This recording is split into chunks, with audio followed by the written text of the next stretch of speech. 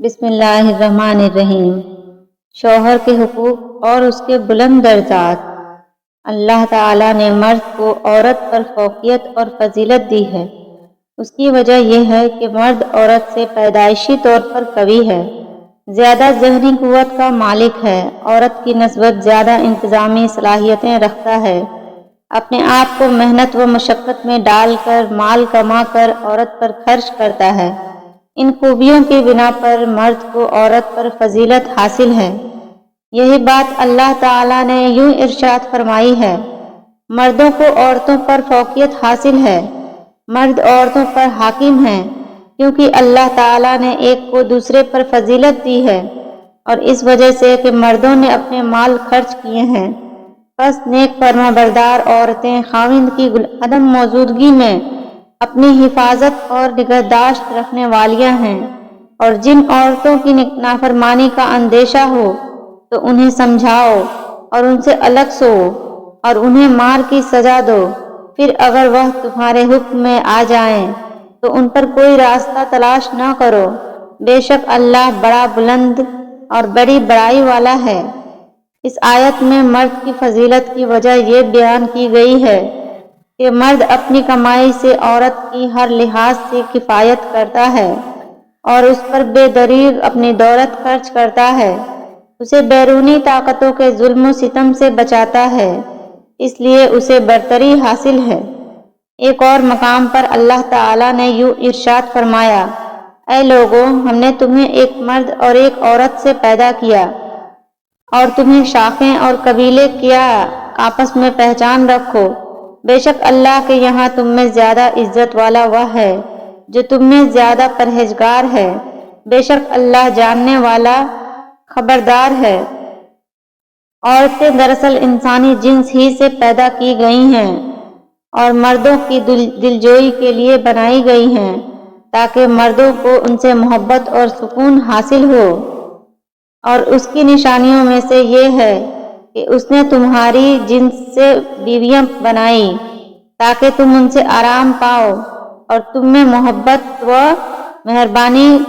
کا جذبہ ہو۔ اچھی بیوی وہ ہوتی ہے جو خاوند کی فرما بردار ہو۔ زندگی کے معاملات میں بیوی کے لیے ضروری ہے کہ وہ اپنے خاوند کا ہر جائز کہنا مانے۔ عورت نے گھریلو طور پر بے شمار امور سر انجام دینے ہوتے ہیں جن کا تعلق خاوند کی معاشی حیثیت سے ہوتا ہے۔ اگر عورت اپنے خاوند کی فرما برداری نہیں کرے گی بلکہ اپنی ناجائز باتیں خاوند سے منوائے گی تو گھر کا نظام درہم برہم ہوتا رہے گا۔ اس لیے شریعت نے بنیادی طور پر عورت کے فرائض میں جو بات شامل کی ہے وہ خاوند کی فرما برداری ہے۔ اس کے بارے میں حضور صلی اللہ علیہ وسلم کا ارشاد گرامی ہے۔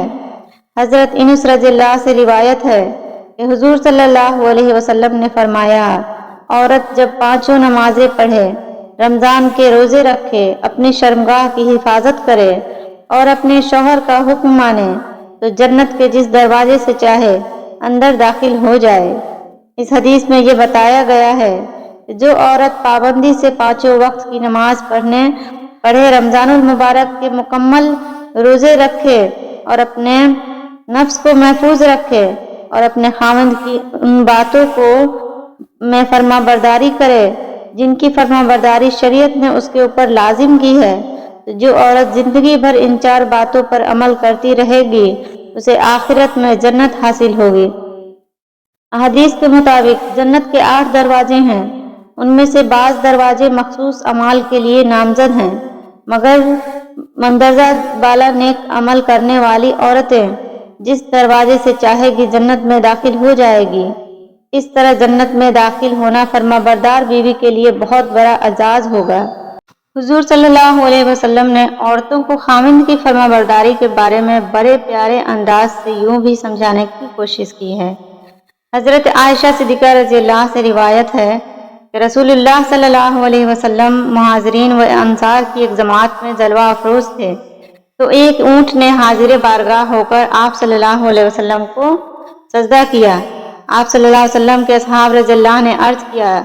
یا رسول اللہ، آپ صلی اللہ علیہ وسلم کے 4 پائے اور درخت بھی سجدہ کرتے ہیں، لہٰذا ہمارا زیادہ حق ہے کہ آپ کے لیے سجدہ کریں۔ فرمایا کہ اللہ تعالیٰ کی عبادت کرو جو تمہارا رب ہے، اور اپنے بھائی کی عزت کرو۔ اگر میں کسی کو حکم دیتا دوسرے کو سجدہ کرنے کا تو عورتوں کو حکم دیتا کہ وہ اپنے شوہر کو سجدہ کریں۔ اگر وہ کہے جلد پہاڑ سے کالے پہاڑ کی طرف اور کالے پہاڑ سے سفید پہاڑ کی طرف لے جائے تو اس کے لیے مناسب یہی ہے کہ اس کے حکم کی تعمیل کرے۔ ایک حدیث میں آیا ہے، رسول اللہ صلی اللہ علیہ وسلم نے فرمایا، جو عورت کم از کم 7 شب و روز خلوص دل سے اپنے شوہر کی تابعداری نیک کاموں میں کرتی رہے اور اس کو خوش رکھے تو اس کے 7 اندام شرمگاہ پر دوزخ کی آگ حرام ہو جاتی ہے اور 700 برس کی عبادت کا ثواب اس کے نامۂ اعمال میں لکھ دیا جاتا ہے۔ حضرت معاذ جبل رضی اللہ سے روایت ہے کہ حضور صلی اللہ علیہ وسلم نے فرمایا، اگر میں کسی شخص کو یہ حکم دیتا کہ وہ کسی کو سجدہ کرے تو عورت کو حکم دیتا کہ وہ اپنے شوہر کو سجدہ کرے، کیونکہ شوہر کا مقام بہت عظیم ہے اور کوئی عورت اس وقت تک ایمان کی چاشنی نہیں پا سکتی جب تک وہ اپنے خاوند کا حق ادا نہ کرے۔ اگر وہ سفر کے لیے جا رہی ہو اور اس کا خاوند اسے اپنی فطری ضرورت کے لیے بلائے تو سفر چھوڑ کر چلی آئے۔ ایک اور حدیث میں یہ بتایا گیا ہے کہ عورت کے لیے مرد کی رضامندی کو ہر دم اپنے اوپر واجب عمل رکھنا اس لیے ضروری ہے کہ اگر عورت سے سخت ترین کام بھی کرنے کے لیے کہا جائے تو اس کے لیے اس کی تعمیل واجب ہے۔ حدیث پاک کے الفاظ یہ ہیں،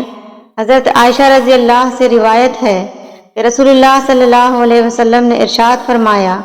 اگر میں کسی کو سجدہ کرنے کا حکم دیتا تو عورت کو یہ حکم دیتا کہ وہ خاوند کو سجدہ کرے۔ اگر مرد اس بات کا حکم دے کہ اس سرخ پہاڑ سے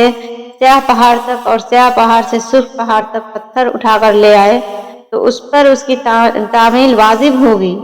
یہی بات ایک اور روایت میں یوں مذکور ہے، حضرت ابو ہریرہ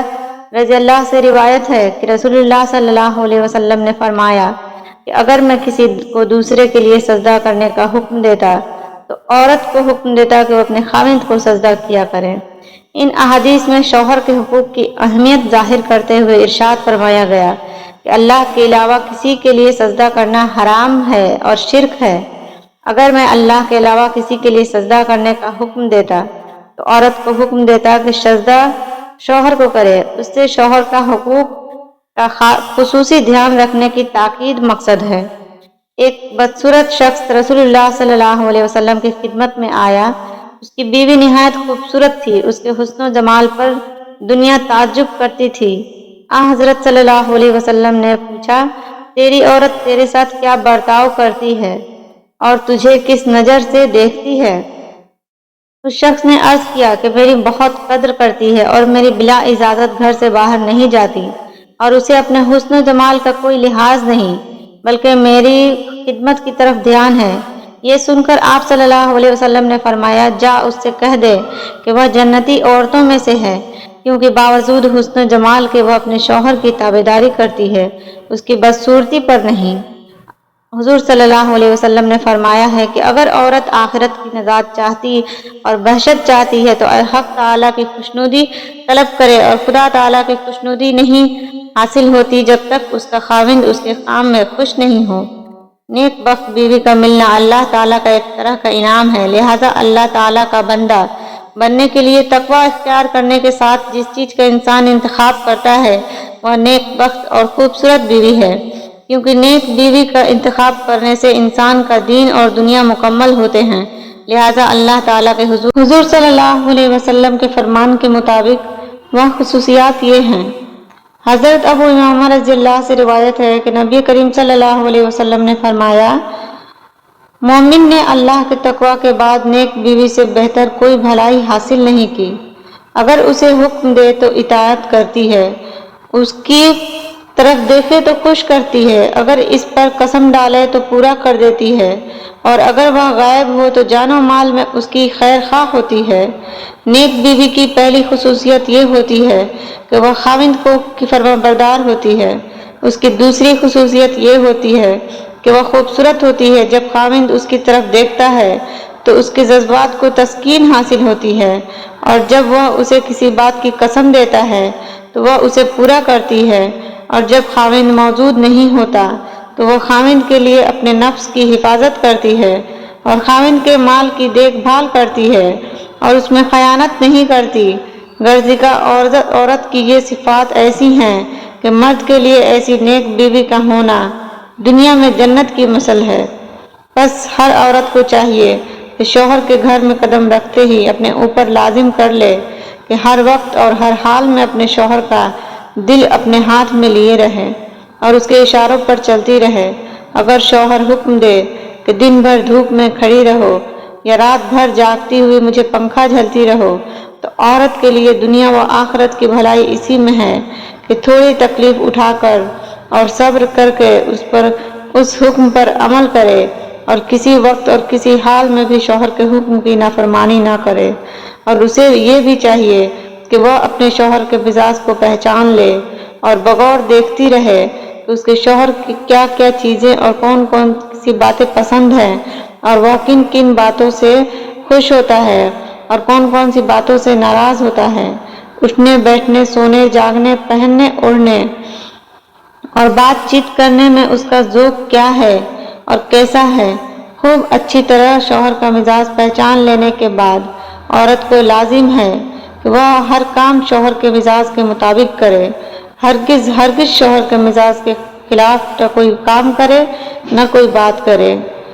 اللہ پاک ہمیں شوہر کی فرمانبرداری اور اطاعت کرنے کی ہر بیوی کو توفیق عطا فرمائے، آمین ثم آمین۔